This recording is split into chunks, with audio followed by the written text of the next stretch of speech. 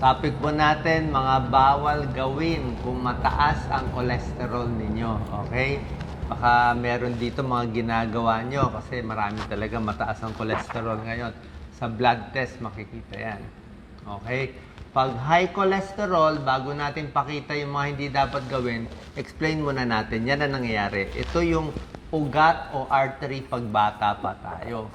Pag tumatanda, yan, nababarahan ng cholesterol. Maraming kinakaing matataba, naninigarilyo, sobrang stress, may diabetes, may high blood, yan, pakapal ng pakapal yung bara, hanggang very high cholesterol, magbabara, atakihin sa puso.